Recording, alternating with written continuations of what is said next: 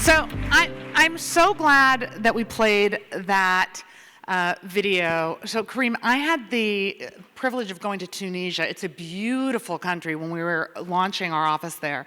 And parts remind me of Italy and the Mediterranean, parts remind me of Morocco, but you didn't even grow up in Tunis. It was Tataouine. It was, as we saw, at the edge of the Sahara. So can we just, to set the stage for what we're gonna talk about, just take us back and a little bit to your start?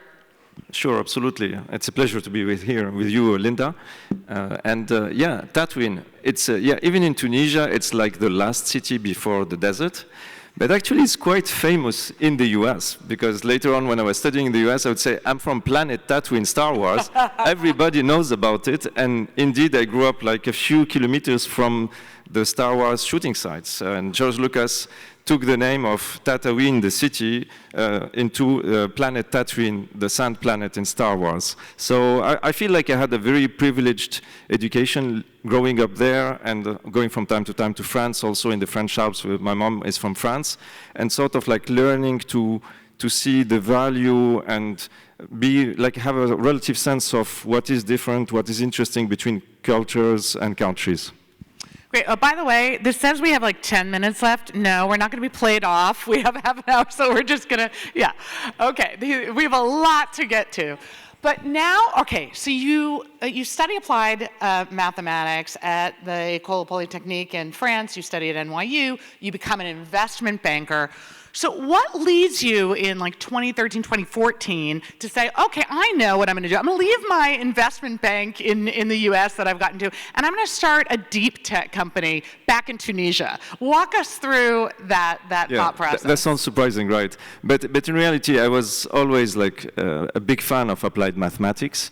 And joining JP Morgan in this case was really about like developing advanced models. This was in the early 2000s when sort of like the tech bubble had burst, and if you were hardcore into applied math, what would you do? Well, there was this whole world of modeling and risk and stuff which was intellectually interesting. But after a while I felt like, hey, I could do something even like more crazy somehow, but more important humanly. And here, like, the experience of my dad was very important for me. My dad was a doctor, and after his diploma in France, he decided to come back to Tataouine, out of all places, because he wanted to bring back to the people. He wanted to really deploy his skills where they were most in need.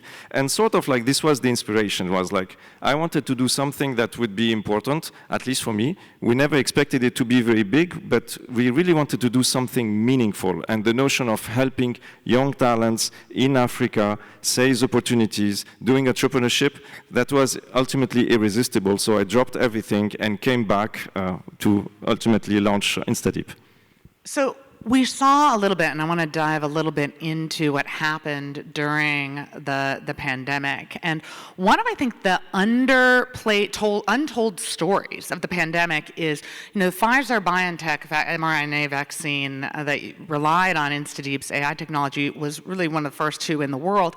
And even though BioNTech we think of as this German company, founded by Turks, who do a deal with Pfizer with a Greek CEO, and then use a Tunisian, AI basis to find the variants. So just walk us through. This is such a global endeavor story. I love it. But walk us through what we didn't know. Like, when did you know that you were onto something that no one else in the world was in terms of figuring out the SARS, variants? Walk us through that process. What happened? Absolutely. For me, like, the whole pandemic was a big learning experience, because like we were already working with BioNTech, but on personalized cancer vaccines, and which is, by the way, super exciting and sort of like the next thing we're doing together with our colleagues at BioNTech and using AI to design personalized mRNA. But then the pandemic hit. And what I found absolutely amazing about what happened in the pandemic was to really discover the power of deep tech innovation. Ugur Sahin and BioNTech were not the most likely people to find the vaccine. It was, if you remember, a global race. There are probably more than 100 biopharma companies trying to find basically a vaccine that would be highly efficient against COVID. And I do believe that BioNTech and Pfizer and also Moderna succeeded because they had like small teams, they were hardcore focused, and they were all about deep tech innovation. And these were not big teams, and this is quite important. So this really illustrates the power of deep tech innovation, like small teams ultimately beat much larger companies. And during that period, we were working with BioNTech, but not on COVID. And I was fascinated by seeing like the progress, like literally delivering the vaccine in a year to people in need. That was absolutely insane. And I was like, okay, but what could we do with AI? Because vaccine was developed with like more like classic methods in terms of like leveraging the very powerful mRNA platform of BioNTech. It was not designed by AI. But I was like, this was a moment when we had all those variants. If you remember, like a year into the pandemic, we had like the British variant, the South African variant, et cetera, and literally, like you had like dozens, like of thousands of sequences that were variants that were appearing every week, and I was like, nobody can follow this in real time. Nobody except AI, and so we started really, like out of the blue almost, working on can we teach an AI system to learn COVID and tell us ahead of time what's going to be dangerous from not. At the time, this had never been done, and like was mentioned in the cool like video, we were among the first, if not the first, to deploy actually language models, which are quite famous these days, and into this problem.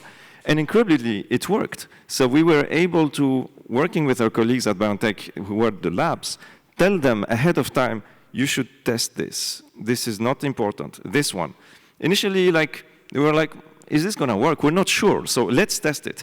And incredibly, we managed to build a system that would process things in real time, just the sequence of a variant. And out of, let's say, between 5,000 and 10,000 variants a week, we would single out only 20. Sometimes as little as 0.3% of the data, and incredibly, we catched all the key variants, which was, I think, one of the untold successes of AI during the pandemic, and definitely helped BioNTech and health authorities accelerate responses. Caught all the key variants. I just was on the flight yesterday coming over and rewatched The Imitation Game, the Alan Turing story about decoding Enigma, the Nazi code. So I picture you with his like Christopher thing, trying to figure out the variants, plugging in everything. It's truly unbelievable. And the fact that, I mean, think about it. Now we take for granted what happened in the pandemic, that we're able to come out with this mRNA vaccine in a year. But all the variants detected by Karim and his team, part in London, part in Paris, but part in Tunisia and Africa, it's incredible.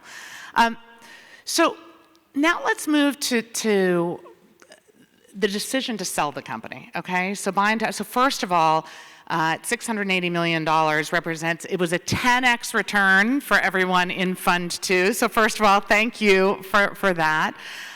But joining a larger company, you must, as a founder, go through sort of questions. Walk us through what was your decision-making process like? How did the team react? And then how you told me some good news today in terms of how that relationship is going, but tell everybody else. Absolutely. So this was not the first acquisition offer we got. So we turned down several others. And with BioNTech, it was a situation where we were already working hand in hand for, at the time, 5 years. So we kind of like knew each other quite well operationally. So sort of it gives us a sense of like what it would be if we were under the same roof. And we're passionate about deep tech innovation. Like the mission of InstaDeep is to build AI that benefits everyone. And obviously, like healthcare, biotechnology is a very powerful area. So I was very sensitive to what we could do with AI in the context of, for example, personalized cancer vaccines, next generation vaccines or therapeutics in other areas. And so I'll tell you something. Today, if you think about AI and biology, we are where we were with language models in 2020, when GPT-3 came out. You remember GPT-3 was kind of cool, it worked pretty well, it was not exactly working all the time, but you felt there was potential. That's where we are today. I am convinced that in the next 5 years, AI and biology is going to emerge as like one of the huge successes of AI. So they had this view, and then we knew them, the value was obvious. And ultimately, it's about people. I was deeply inspired by what they achieved, and I really felt we need to have everything under the same roof, also for data sharing and others. And this had never been done in biology. The notion of having like a dream team of AI researchers, engineers, working hand in hand with elite biotechnologists with capability to push things in clinical trials. To this day, I believe this has never been achieved. So I felt like this is cool. And second reason, which is important for me, this was also a way to put African deep tech innovation on the map. And that was not a small reason into the eventual decision. And we'll get back to that in a moment. But you also said that it was like you were driving a car and tell the story you told me about the Lamborghini and then I mean, it's really like wonderful what happened since the acquisition closed. Really, like, because there's such a high trust between Ugur Sahin and I and the teams. Effectively, we've been able to continue to operate InstaDeep as completely operationally independently. So things have not changed. So all the cool things we're doing in biology and outside biology are continuing. And it's like, like you have a beautiful car and that you love so much. Eventually you sell the car, but the owner is actually cool to say, you can continue to drive the car, which I found that was like exceptionally nice and smart also, because as a consequence, the team is stronger than ever. We're continuing to hire some of the brightest minds across the world to work on AI. And the spirit is like, I love to make things not boring, Linda. Like, eventually, like, I did InstaDeep because it was intellectually fun, it was a challenge. And so the notion is, if you work at InstaDeep, you want to work on the most advanced AI and biology projects. Right now, we have the best and most popular genomics AI models in the world, for example. Talk to us about that, because you said what we'd done with the large language models, you're now doing with genomics. So just walk through, you said in the next few years, like what is coming? And I know InstaDeep and BioNTech are going to be at the forefront of this. What is coming in genomics in terms, because we've talked about people sequencing genomes for a while. What's going to happen? So that's a very good question, because a lot is going to happen, but I'll tell you what we did and what we're doing at the moment, which I think is going to be quite impactful in the future.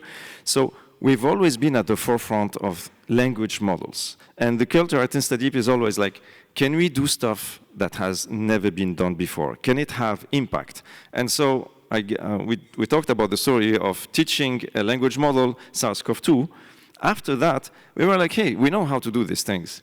Well, genomics, that sounds like a whole language, right? Okay, you have only 4 letters, right? A, T, C, G, but you have like super long sequences and all the information is there.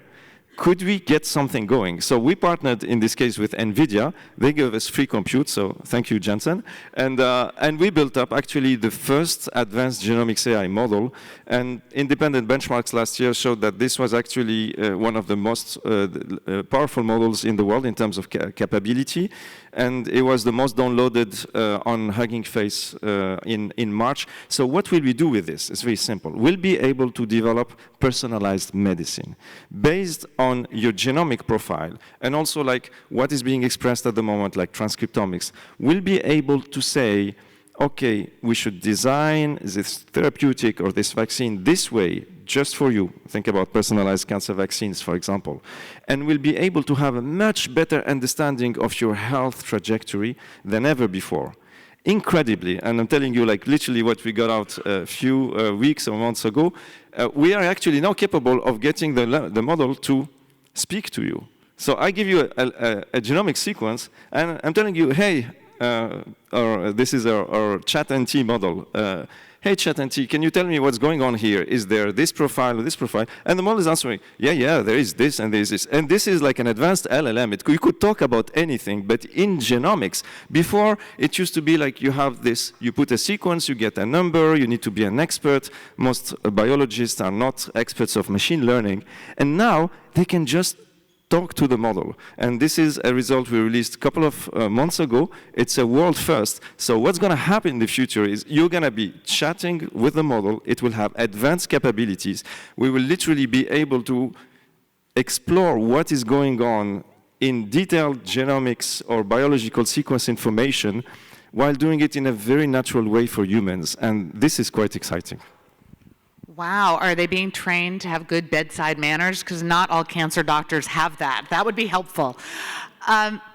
Okay, so as if decoding genomes and solving a global pandemic isn't enough, you talked about some of the things you're doing in industrialization, and two of the most Germanic projects I've heard are literally you're helping to change the train schedules based on where there is traffic, so they make the trains run faster in Germany, and then you're doing something with the airport as well. So walk us through now what you're doing on the industrial side that's actually, you said, separate from really the biotech portion. Absolutely. Yeah. So I hinted like we want things to be exciting and novel all the time. And so incredibly, actually, InstaDeep today is a leader in two areas, AI and biology, like we just discussed with our colleagues at BioNTech, but not just BioNTech. We also do partnership with other companies. And the other segment is what we call industrial optimization. And this is something where I took a technological bet in terms of decisions. This was actually 5 years ago. 5 years ago, you could do many things in AI, but one thing I was super excited about was to see like what Google DeepMind had been able to achieve with the game of Go. This notion that you could have a game of Go, yeah, yes, which mathematicians like you love. Exactly. Yes. AlphaGo and AlphaZero, that was fascinating to me. And they had solved it for a game. But I was like, you know what? You could teach a system to play this in the real world, solving industrial sort of like super complex problems. By the way, we have two of the best gamers in the world right here, so they're listening. You guys should talk after. This is fascinating. All right, keep going. Absolutely. And so we were like, there is a way to deploy this to solve very complex operational problems. You have a country like Germany, which has 40,000 train rides a day. Could you do a better scheduling? It costs roughly like between $100 million to $1 billion to do 1 kilometer of railway in terms of architecture, like infrastructure. If you have the same infrastructure, but you use it smarter, you have higher capacity, this is big. And so with the National Railway Company of Germany, Deutsche Bahn, we are building what will be the first AI scheduling system deployed for trains in the world, and this is coming before the end of the decade, and it's going to be revolutionary. And we're doing also other things in terms of like helping operations of airports, etc. So that's the second strength of the company. And as you can see, we try to avoid just doing Gen AI like everybody else. From the beginning, we have this contrarian thing where we're going to go where we believe there's great value to be uncovered. And also, that's sort of like, that's what we love. We love to tackle the hardest problems. So in AI, it's always the most difficult, most impactful problem that's going to be what we're going to go for. And I'm very excited about these two parts, AI and biology and industrial optimization on the other. And let's talk about a third piece in terms of hard, which is AI leadership in Africa.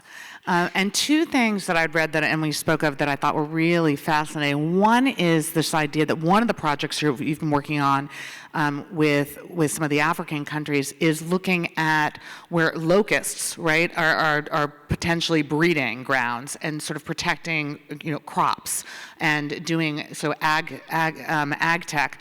But the other thing is you told me about this new AI hub that you're starting in Kigali with the support of the Rwandan government to really create an AI tech hub for African, engineers, which you've already done in Tunis. So walk through that, because I think that is so important, and I think that the types of problems we will solve will be different if we have a diversity of where the engineers are coming from, and the solutions will be more diverse, more creative. So I'd love for you to spend a little bit of time talking through the African, piece. No, thanks a lot, because this was the reason why I launched the company in Africa. The first, like the intuition I had at the time, this was exactly 10 years ago, so I was laughing when I was seeing your slide, Alan, like it takes 10 years to, have an overnight success, completely true. It's exactly 10 years for us. And at the time, the notion was, I grew up in Tataouine. If somebody understands that talent in Africa is underappreciated, is somebody like me. And incredibly, like, I was talking to people, and everybody's like, deep tech innovation, oh, that's Silicon Valley, that's China, that's London or Paris. I was like, no, but there is talent in Africa. And in the end, I was like, you know what? Nobody believes, so I'm going to build it. And that's how the company started. Contrarian bet, we're going to do as well as the very best. DeepMind inspired us. They had been acquired by Google at the time for $500 million. And I was like, we're going to do stuff like DeepMind. And incredibly, it happened. Actually, we worked with DeepMind. Google invested. It was one of our investors, of course, with Endeavor Catalyst as well. And so I'm really sort of like a champion of the notion that Africa can be a leader in deep tech innovation. And so today we're doing very cool stuff, which is not all for money, by the way. The project you mentioned, Locust, is actually an initiative we're providing to the whole continent. So what are we doing? You have those locust breeding grounds. And I don't know how many of you are familiar with locust breeding grounds. Perhaps show of hands. A few, okay, yes, Africa, exactly. We grew up with this. Like, when these arrive in an area, they devour the whole harvest of literally 100,000 people, millions of people, in sometimes a few hours. So it's a huge issue. And it's growing, by the way, with global warming and climate change. And so we were like, okay, we have this data in different countries. Nobody has tackled this problem as a whole. Nobody has really used AI. There's some things here and there. And the problem is scalability. You need to be on the ground. You need to have like soil, humidity data. This complicated. You need to go to difficult areas. And so we tackled it in a radically different way. We partnered with the FAO, the UN organization that's dealing with this. We took past data, and we were like, we're going to train now on satellite imagery. And we got satellite imagery from European Space Agency and from NASA, and we proved, and this is a world first that we released like 3 months ago, that you could, if you had a bit of historical data, you could predict with 85% accuracy where the breeding grounds are going to be in the next 90 days, just on high spectral resolution imagery from satellite. And that's a breakthrough, and I'm very happy to say we're looking to partner actually with FAO and probably NASA to bring this to the continent and beyond with a pure African team who's going to be in Kigali and who's going to sort of like turn on their head at people's assumptions about what deep tech innovation looks like and where it's made. Actually, they have Starlink internet, they have the best office, I was telling you this, Linda, they have the best office out of InstaDeep, a bit like this, but with the gym, etc. And for the first time, we can hire from all of Africa because Rwanda has been smart on this and allows people to basically get a work visa very quickly if they're competent. Which is something we can't do in most countries. So we're going to build it, and we'll see. It's going to be fun. We have several satellite companies in the Endeavor portfolio and Endeavor Catalyst portfolio that you should meet, but one of them, Satellogic, out of Argentina, they actually provided, remember when the Russian army was like coming towards Ukraine, speaking of we're launching in Ukraine, they're the ones that had the satellite imagery that gave it to the US intelligence and the Ukrainians to be able to understand where it was coming. So in order to crop data, we'll do more Endeavor yeah, we should talk. Yeah, combinations. But one of the things we're proudest of, and we talk about multipliers, we talk about big bubbles, and one of the reasons why I was personally so honored that you received one of the Lindas for people who not only are dreaming big and scaling fast, but paying it forward. You've joined the Endeavor board in Tunisia. You are, mentoring and training and investing in the next generation. Talk to us a little bit about your Endeavor journey and how you view, you clearly pay it forward in so many ways, but as an, founder to funder, founder to, as an entrepreneur, I'd love to hear that part of your journey. Absolutely, and if you think the initial idea was to empower young talents in the developing world, with the echo of InstaDeep success, I always was mindful of how we can use it for good, how it changed the reality on the ground. And if you think about Silicon Valley, what's really powerful is this virtuous circle, and actually Endeavor is part of that and is bringing that to the rest of the world about successful founders giving back to society, to founders in the process of building their companies. So this was resonating deeply, and as I mentioned, was one of the reasons why we said yes to the acquisition, because I knew this would have impact and would sort of change the thinking across Africa. And so today, I'm really trying to be helpful to many founders in Africa and beyond, in AI generally, invest in many companies in AI, but in Africa, tech entrepreneurs and is something that is very, something I'm very committed to. And so I personally advise and support many startups, but I'm also proud to be an LP within Endeavor Catalyst as well, because really like this spirit that Endeavor has done, creating this powerful network and sort of like really proving that this virtuous circle is a reality, I was kind of impressed. I mean, I kind of thought this was the way to do it, but to be honest, and I'm not saying this because I'm here, I'm saying it because I believe it, you are the only one that's proving this virtuous circle in the developing world at scale, and we need more of that, because the problem we have in Africa is it is still very often a zero-sum game mentality. It's a struggle about who has the resources, who has control of the government, who has this and who has that. And my sort of goal is to break this cycle and create a culture of abundance. You know, you can have exponential success. We proved it, and many others, I hope, will do much bigger than us in the future. And really have a mentality that if we collaborate, we're going to be all better, that this is a massive positive sum game, that AI is changing the world. Don't let it just be done by others. Be part of it. That sort of like volunteering spirit, and I'm actually very excited to see it's happening. I see great projects. I'm super excited to be part of Endeavor Tunisia, be part of this global network together, and we are really changing mentalities and bringing value and empowering entrepreneurs where it is most needed, because I'm deeply convinced that you presented like geopolitical sort of like tension, etc. The global south has a huge role into calming things down, in building partnerships with everyone, and being at the table at a time when things are going to be moving very, very quickly in AI. So that's what we're doing, and I'm happy we're doing it together. Me too. And yes, it's incredible. And you know what I'm thinking? We have to come up with a new category, because you've now officially done it all, Karim. Okay, you've been an Endeavor entrepreneur, an Endeavor Catalyst investee, the multiplier who exits, an investor in Endeavor, Catalyst as an LP, on our board in Tunisia. So we need another, sort of category as we keep raising our bar too. But it's really it's beyond an honor, and I think you saw from Michelle's presentation, we're so excited about Africa, and yet I think that two things that are challenging for us. One is, as a rules-based fund, Endeavor can only follow qualified lead investors. And someone asked me when I was in Kenya, what's my dream for Endeavor in Africa? I said, get IFC off your cap tables, or cap tables. But we need this next generation of founder to funder of funds, and I think what they follow is the success stories.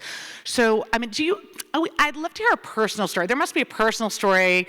Don't be shy, don't be humble. Talk about going back to Tunisia. And we know from all way back to Wences, if he can do it, I can too. I'd love to hear, what's the most moving story you've heard of someone who grew up, didn't think someone from their circumstance could achieve global success, and sees your story and now thinks differently? I'd love to end with that. Yeah, I mean, it's been remarkable how much impact and sort of like optimism we brought to many people. But one of the things that's really important for me was to prove to young talents in Africa and beyond, in the developing world, that actually, I phrased it this way, like, if you're ambitious, go to Europe, get a job, or to the US. But you're mega ambitious, stay home and build. You're actually going to be exponentially more successful this way. Just have the courage of doing it. And this actually started with my own team. So I'll share a story which is I think pretty cool. We had some very talented female engineers and researchers in AI in Tunisia. Some of them had never left the country. And I was telling them, look, we're building something big. And this was, 5-6 years ago. It was not obvious. I was like, just believe me, okay? We're gonna do something big. Just focus on the work, do great things, and we're going to get there. And at some point, we were like, for example, like elite AI researchers. You have these huge events in the US, in Europe, but there was not a single paper accepted from Africa from a female AI researcher. I was like, wow, you have to do that. Let's try to get there.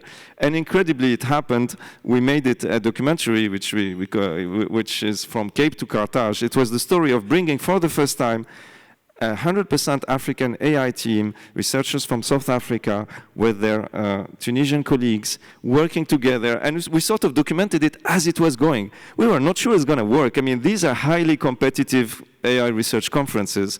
For one thing, Linda, like, it's anonymous. Like, nobody knows who you are. So you're competing with all of China, all of Google, OpenAI, everybody, and nobody made it. And we were filming at risk. I was like, let's do it. Let's see what happens. And they made it. And for me, this was incredible because they became a role model for so many female researchers from Tunisia and South Africa. They had their papers the first time in history that AI publications, they won some research. Yes, first time in history being accepted at the top AI research conference in the world. First female researcher in Africa and in the Arab world. Actually, there were two of them. And that's the kind of stories that really explains why we do what we do. It's much more than just a financial or business success. It's kind of like building the world we dream of and that we want to see grow in the future. I love that. Please give the warmest hand for Karim Beguir. This has been so inspiring.